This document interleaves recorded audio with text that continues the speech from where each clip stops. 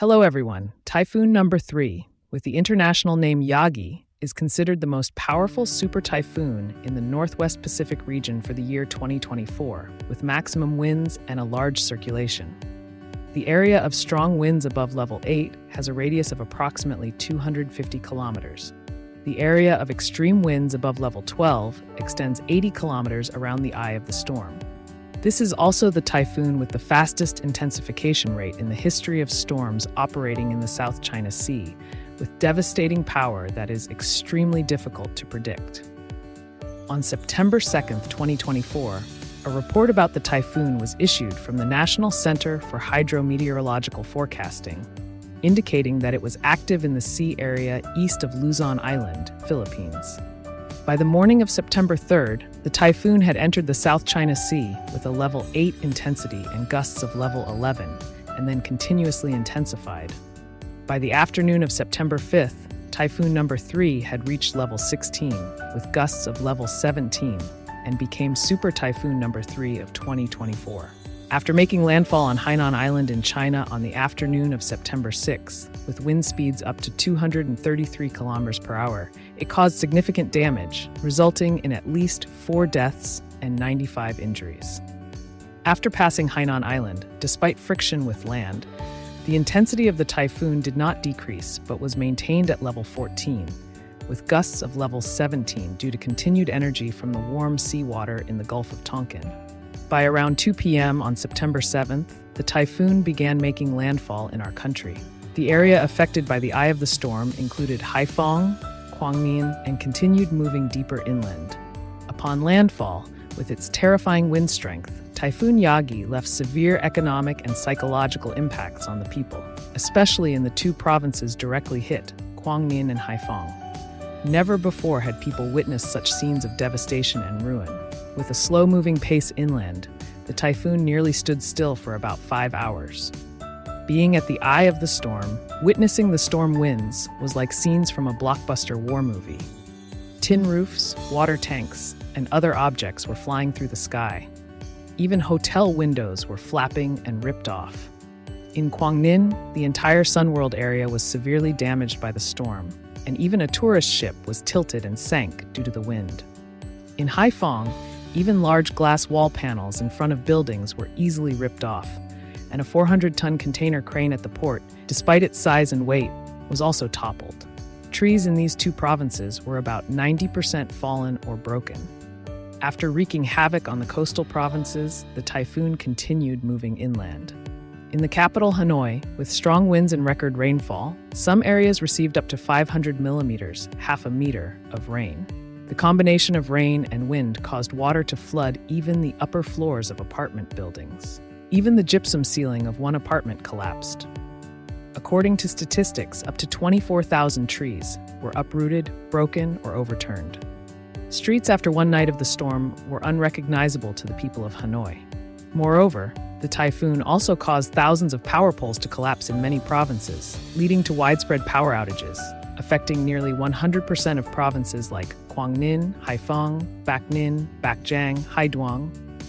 As of the morning of September 11th, 4 days after the typhoon made landfall, the Electricity of Vietnam EVN had restored power to 4.8 million customers out of more than 5.9 million affected by Typhoon YAGI, equivalent to 81.3%. In Haiphong, 95% of the power has been restored, while Quangninh has achieved only 45%. Besides power outages, another major issue is the loss of telephone signal or internet connection. Contacting family or loved ones in the affected areas was impossible for 1 to 2 days. Not knowing the situation of loved ones is a feeling akin to sitting on a hot stove. The typhoon lasted only 1 to 2 days, and the strong winds lasted just 1 day. But this is just the beginning. The typhoon's circulation brought heavy rain, and the prolonged rainfall in northern provinces caused landslides and flooding. There have been many tragic events, such as the collapse of Fong Chau Bridge in Phu Tho, which caused 8 people to go missing. The sight of a dump truck plunging into a river is heart-wrenching. Then there were hundreds of landslides. The most serious was a landslide in Lang Nu Village, Bao Kong Commune, Bao Yen District, Lao Cai Province. There are 37 households with 158 people, including 18 children under 6 years old and 14 children under 14 years old. The number of confirmed deaths there is 22, and 73 people are missing, meaning they could be buried under the ground and not yet found. There are still many other landslides of various sizes in mountainous provinces like Laokai, Yanbai, Harbin, Langsan, Hajiang. In addition to landslides, a more serious issue affecting a wide area is flooding and isolation. Many areas are submerged in water up to several meters, flooding even the first floors. The most severe areas are Taiyuan, Yanbai, and Bakjiang. Residents are isolated, without electricity or clean water. Many cries for help are posted in groups to rescue people in deeply flooded areas. According to statistics as of 9 a.m. on September 11th, 155 people have died and 141 are missing, concentrated in Laokai and Yanbai due to landslides. Agriculture. 160,000 hectares of rice fields are flooded, 30,000 hectares of crops, 16,000 hectares of fruit trees, 1,610 fish cages have been swept away, and nearly 1 million poultry and livestock have died. Damage to housing. About 40,000 houses have been flooded, roofed, and collapsed, and many shops and schools have been severely damaged. These numbers are expected to continue rising as the rain has not yet stopped, and the floodwaters are still rising. But in this difficult and challenging situation, we see the true spirit of solidarity and mutual support of the Vietnamese people. Heartwarming images show cars shielding long lines of motorbikes on bridges during the storm. Many hotels, guest houses, and residents are ready to share their accommodations with those stranded or homeless. In the capital, everyone came together to clean up the streets after the storm. Especially people from central and southern Vietnam, upon hearing about the provinces being cut off by floods for days, immediately donated support. Some sent instant noodles, milk boxes, and others stayed up all night packing chung cakes to send for emergency relief. Following the motto, "A piece when hungry is worth a package when full." Even a person from Hue traveled all the way to Thanh Nguyen to help.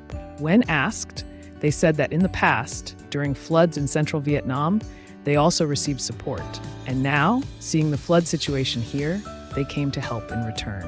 Organizations, companies, and individuals across the country have come together to donate money for relief efforts in the affected areas. This shows how warm the human spirit of the Vietnamese people is. No wonder the likes of China, France, and the US cannot outdo Vietnam. The situation with the typhoon and flooding is not over yet, so we should not be complacent about anything. Wishing everyone safety and security wherever you are. Thank you for watching the video. If you find it interesting, please like and subscribe to the channel. And now, see you in the next videos.